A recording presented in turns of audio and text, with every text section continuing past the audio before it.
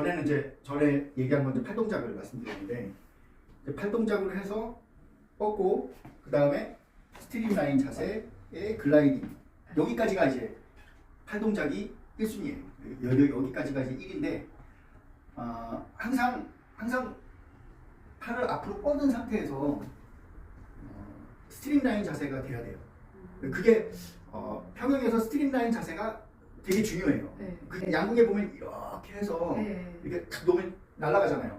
그러니까 그 평형이 양궁이랑 비슷하다고 생각하시면 돼요. 내 몸이 이렇게 움츠렸다가 앞으로 쫙 피는 동작이에요. 피면서 내 몸이 활이 돼야 돼요. 일자가 돼야 돼요. 일자가. 그래야 최대한 물의 저항을 덜 받고 앞으로 나갈 수가 있어요. 발로 추진력으로 나갈 때 그 일자가 돼야 되는데 그걸 이제 스트림라인 자세라고 얘기하는데 이렇게 해서 물 안으로 들어가면 이 팔과 팔이 내 귀를 덮어야 돼요. 이렇게. 그리고 시선은 정면을 보면 안 돼. 정면을 보면 이게 다 저항이 되는 거예요. 네. 웬만하면 밑에를 보세요. 밑에를 이렇게. 그러니까 중요한 게 이 양팔이 내 귀를 덮어야 된다는 거예요. 이게 아니라 이렇게 덮어야 돼. 물속에서. 네.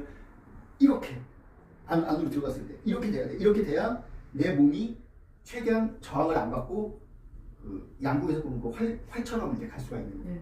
그러니까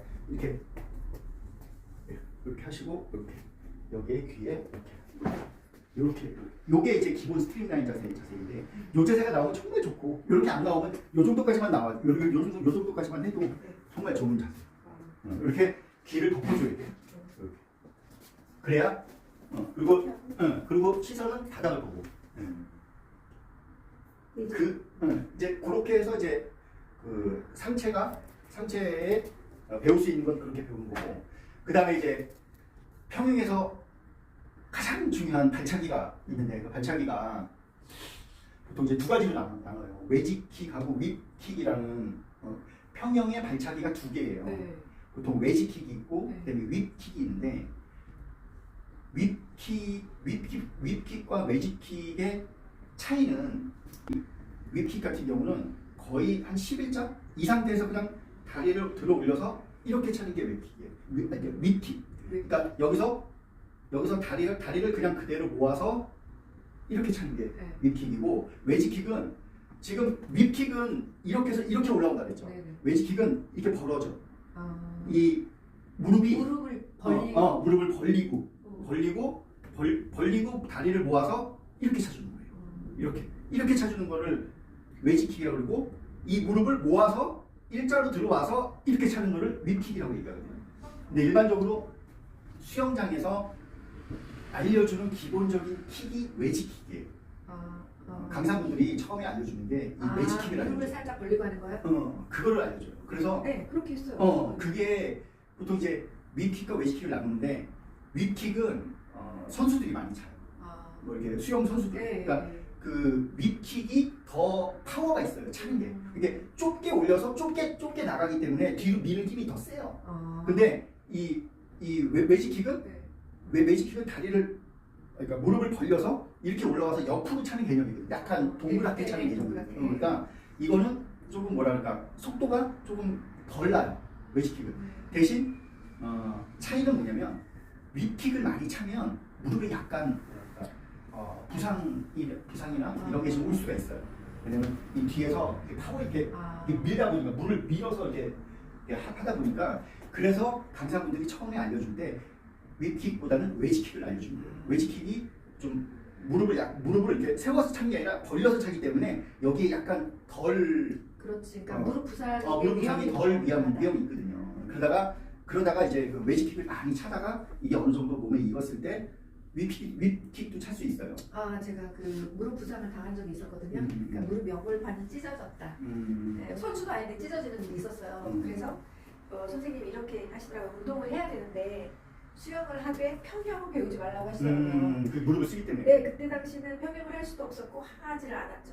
하지를 않았다가 이제 몇 년이 흐르고 나서 좀 그러니까 해보고 싶다. 해보질 않았으니까요. 그래서 이제 해보는데 처음에는 이제 근육을 안 쓰던 근육을 쓰니까 좀 아프다는 느낌이 좀 들긴 했어요.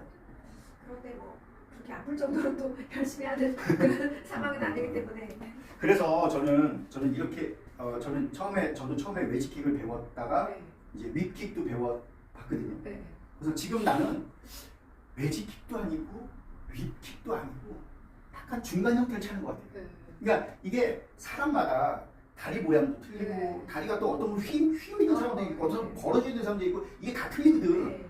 그렇기 때문에 너는 웨지킥을 정석으로 차, 너는 윗킥을 정석으로 차 이렇게 하는 건 잘못됐다고 생각해요. 특히 평균 반차기는 웨지킥과 윗킥으로 크게 두 부류로 나뉘긴 하지만 자기 몸에 맞는 걸 차면 되는 거예요. 자기 몸에 나는 차보니까 웨지킥이 더 편해 윗킥보다. 네. 그러면 내 몸에는 웨지킥이 맞는 거야. 네. 근데 나는 웨지킥을 차면 속도가 안 나고 윗킥을 차봤는데 속도가 너무 잘 나. 그럼 자기 몸에 그게 맞는 거야. 그러니까 킥은 정해져 있는 게 아니에요. 그러니까 근데 나는 웹킥도 아니고 웨지킥도 아니고 나는 약간 중간 형태를 차거든요. 이거는 내가 내 몸에 맞는 걸 차는 거예요. 그렇듯이 근데 중요한 건 웨지킥과 윗킥을 한 번씩 꼭은 차봐야 된다. 그러니까 처음엔 웨지킥을 한 6개월에서 1년 동안 연습하시고 그 다음에 이게 좀 어느 정도 된다 싶을 때는 또 윗킥을 한 6개월에서 1년 동안 차보고 정확하게 차보는 거지. 그래서 자기만의 그 중간 지점을 찾으면 돼요. 네. 그리고 이 킥이라는 게 어떤 맛이 있냐면 킥을 이제 물속에서 킥을 차잖아요. 내가 킥을 제대로 차고 있다는 생각이 들 때가 어떤 때냐면 내가 물속에서 들을 수가 있어요. 내가 물속에서 내가 킥을 제대로 딱 차면 네. 슉슉 이런 소리가 나요. 물속에서. 맞아요. 근데 나가는 소리. 근데 이게 슉슉이 안 나고 있을 때가 있어. 근데 그때는 내가 잘못 차고 있어요. 근데 이게 물속에서 슉슉 이거 뻗을 때 슉슉 하고 이러면 정말 기분이 좋아요. 앞으로 쭉쭉 나가는 느낌이 들어요. 그러니까 그 킥은 소리가 들려야 돼요. 내 귀로 들을 수 있는 킥을 차야 돼요. 그러면 앞으로 쭉쭉 나가요. 그리고 저기 발이 물 밖으로 나오면 안 된다고 하시더라고요. 그러니까 그래서 물 안에서 의도적으로 조금 발을 내리고 차야지 물 밖으로 나오면 보기도 안 좋고 하니까. 약간 킥이 물 밖으로 나오게 되면 킥을 찰 때 이렇게 미는 기능도 있지만 약간 밑으로 차야 되는 거예요. 밑으로 차면서 모아줘야 되거든요. 모아줘야 돼요. 그게 있어요. 웨지킥 같은 경우는 웨지킥을 차실 때 제일 중요하게 생각해야 되는 거는 미는 힘보다 모아주는 힘에 더 신경을 쓰셔야 돼요. 찬 다음에 발을 모아주잖아요. 그 웨지킥은 차면서 모아주는 힘으로 앞으로 나가는 거예요. 그렇기 때문에 웨지킥을 차시는 분들은 모아주는 힘에 더 신경을 쓰셔야 되고 윗킥을 차시는 분들은 모아지는 힘보다 밑으로 뻗는 데에 더 신경을 쓰셔야 돼요. 근데 선수들은 다 윗킥을 써요. 국제 대회나 뭐 이렇게 올림픽이나 보면 평영 선수들 보면 평영 선수들이 그 차는 그 킥이 다 윗킥이에요. 왜냐면 윗킥이 훨씬 더 파워가 있거든요. 물살을 더 밀어내는 힘이 더 강해요. 근데 대신 이제 그걸 너무 오래 차면 무릎이 좀 안 좋대. 약간 그래서 무릎이 약한 사람은 그래서 그 보완하는 게 이제 웨지킥이라고 그러더라고요. 그래서 근데 이제 이 웨지킥을 너무 신경 써서 이렇게 보면 강사분들이 그러잖아요. 원을 그리라 그러거든요. 이게 다리를 원을 그려, 그러니까 원을 그려서 다시 모아라. 이제 이렇게 알려주는데 너무 원에 신경 쓰다 보면 어떤 분은 이 다리가 완전 옆으로 가시는 분이 있어요. 옆으로 이렇게. 그래서 반대로 오시는 분들 막 허리를 막 때리고 차고 저쪽 반대로 오시는 분 뭐 얼굴도 차고 막 이래요. 그러니까 이게 너무 원을 그리려고 하다가 보니까 자기가 위축이 되는 거야. 그래서 이렇게 하다가 상대방이 이렇게 어느 정도 오면 들차고 상대방이 지나가고 그 뒤로 쫙쫙 차거든. 옆으로 차면 뒤로 차야 나가지. 옆으로 차면 안 나가 몸이. 그냥 제자리야. 그냥 이러는 거야. 옆으로 심하게 차시는 분들이 있어요. 그러니까 원을 그리라고 생각하는 게 너무 머릿속에 박혀있다 보니까 내 다리를 원을 그려야 된다고 생각하니까 너무 옆으로 차는 분들이 많아요. 그거는 그래서 한 중급 정도 되시고 이제 뭐 어느 정도 수영을 좀 잘하시는데 나는 발차기가 자꾸 옆으로 차는 개념이 있다. 그런 분들은 웨지킥보다는 윗킥을 배워보시는 것도 정말 좋은 팁일 거예요. 그러니까 나는 발차기가 항상 좀 옆으로 가는 것 같아. 그런 분들은 교정하고 싶으시면 차라리 윗킥을 배우시면 그게 자연스럽게 교정이 돼요. 옆으로 차는 그게 윗킥을 찾아보면. 수영하실 때 그 왜 우리가 영화 보면은 막 고개를 완전히 내밀고 그냥 유유히 이렇게 막 평형을 하면서 오는 분들 막 보면 신기하거든요. 아, 예. 그거 어떻게 하냐고? 그거 그렇게 하시면. 그러면 하죠. 그거는 그거 되게 간단해요. 되게 쉬워. 그거는 물속에서 내가 이렇게 하면서 계속 이렇게 하면서 이게 물에 안 잠기고 여기서 이렇게 가는 거 얘기하는 거잖아요. 이 개념인데 그거의 포인트는 뭐냐면 다리인데 이 다리를 뒤로 차는 게 아니고요. 밑으로 차는 거야. 밑으로 계속 이렇게 밑으로 이렇게 차면 이게 안 가라앉아요. 여기서 계속 떠 있어 이렇게 수면에 이렇게 밑으로. 이 차는 거를 뒤로 차지 마시고요. 밑으로. 완전 밑으로 말고 한 45도? 45도 이렇게 차면 이게 안 가라앉아. 네. 개구리형 같은. 네. 그리고 떠 있어요. 평형처럼 이렇게 하면 앞으로 가는 거지 이렇게. 가면서 이 입이나 머리는 물에 잠기지가 않지. 왜냐면 이 다리가 45도로 계속 차고 있으니까. 가라앉을만 하면 차주고 또 가라앉으면 차주고 그러면 계속 떠 있는 거 아니야 이렇게. 떠 있는 거예요. 나도 처음에 그거 하시는 분들 보니까 이렇게 하고 하더라고. 이렇게 해서 저거 어떻게 할까 해서 물속에 이렇게 들어서 봤더니 이 발차기가 다 이렇게 45도로 차고 있더라고요. 그거는 다 해요. 누구나 해. 다 할 수 있는 거예요. 그 수영을 배우면 물에 빠졌을 때 죽지 않아.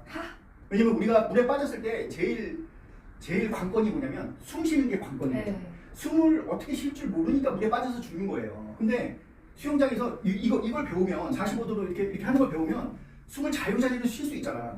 그러면 빠져 죽지 않는 거지. 그거 연습해봐요. 수영장 가가지고 뭐 평형도 평형이지만 이렇게 45도로 해가지고 이렇게 내 몸이 가라앉지 않게 하는 그 연습도 한번 해보세요. 가라앉지 않게 하는 연습.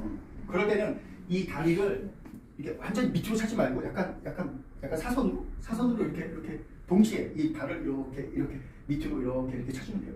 가라앉을만 하면 한 번 차주고 또 가라앉을만 하면 차주고. 그러니까 딱 차주면서 손은 이렇게 하면서 앞으로 가는 거고 이렇게 차면서 이렇게 앞으로 가는 거지.